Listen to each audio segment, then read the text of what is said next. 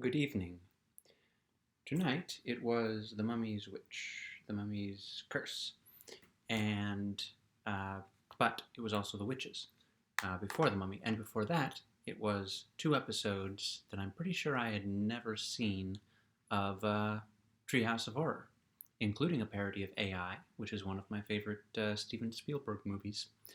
But The Witches was more interesting. We watched the new version that just became available today on HBO Max, and it was good. I don't think I've ever read the book. I saw the older movie once, and I liked it all right. Um, and I liked this one all right too. It's a movie for kids, although some of the uh, clearly Guillermo del Toro touches might be too scary for kids. The neighbors are doing their yelling thing now, so if you hear that, that's what that is. Um, and But I really liked Octavia Spencer, and I think that part of the levels to which I liked her in this movie involved knowing that most of the time she was interacting with what would be three tiny CGI mice, and that takes commitment. Um, they were probably tiny tennis balls on tiny sticks or whatever, however they did that to give her something to look at. This is where the mice will be. Um, but I really liked her, and I liked those special effects that were clearly Guillermo del Toro's ideas. Um, I just think that they might be scary for kids. Um, but I'm not a kid. I don't have kids. If I had kids, I'd probably show them the movie. So that tells you what you need to know.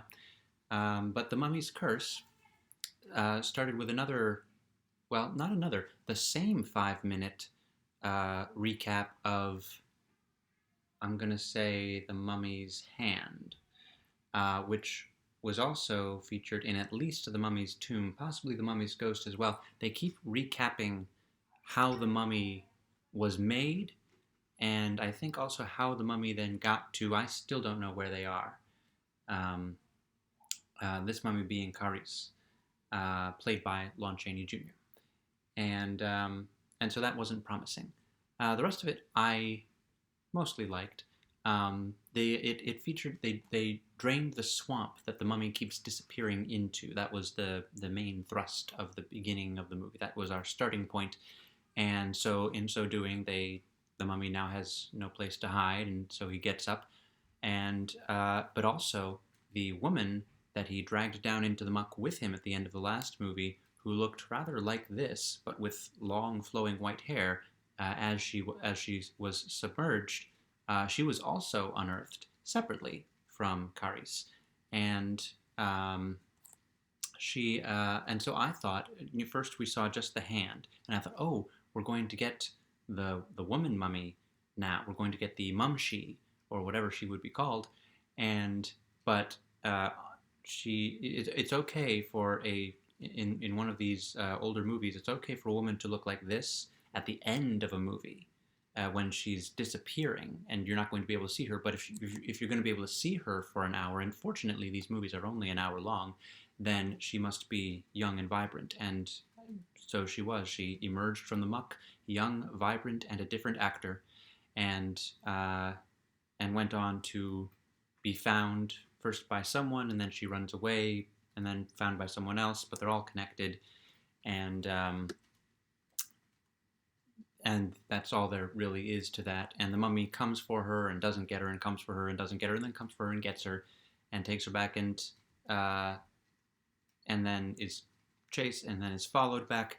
Now we know that on top of a hill overlooking the swamp, the bog, was an old monastery, and so now we know that that's there because that's where the Egyptians who were there to wake up the mummy again. And I thought that they got rid of all the tannin leaves or whatever those leaves were that keep the mummy going. I thought that was part of the plot, but maybe that was in the Hammer Mummy. But anyway, we know that the monastery, which looks like Frankenstein's castle, is up on the top of the hill, which is where they relocated Frankenstein's castle to. And so it's Frankenstein. It's still except in this one there wasn't a mob. So the Egyptians have set up in the castle. They've got the whole set up, and they're commanding the mummy again. And I think the main problem with this series of movies is that, well, with the Invisible Man, it's a different invisible creature character every time, but it doesn't matter because the point is you can't see it, and the point of those movies is the stagecraft and all the ways that you make the invisible character present on the screen for people to see, even though they can't see him. And they do interesting things and different goofy things with, with the Wolfman. It's Larry Talbot, and he's suffering, and he's conflicted with himself, and with what he's going through, and that works. That keeps you interested through multi movies. The Caris is the only consistent character. Well, now there's the woman mummy who's not really mummy until the end of the movie, but he's the only consistent character, and he doesn't speak, and he is at the beck and call of characters that keep changing. The priests of Akram, I think they're called, and it's the same goal to get the mummy back to the place where mummies come from, Egypt, and but it's the same goal every time, and it doesn't work, and it's like incremental. Like at the end of this movie, real progress had been made, but it was progress on something that had started 2 movies ago and was moving at the pace of a mummy that limps. And so I liked this better than the last one, not as much as the first one, which was a different mummy, and a slightly different plot, but more interesting. There is one more in this set. Abbott and Costello Meet the Mummy. I'm looking forward to that one. But, part of looking at these 30 movies, knowing that I would want to revisit the 8 main ones that I have on VHS, was which of the other 22 am I going to want to revisit?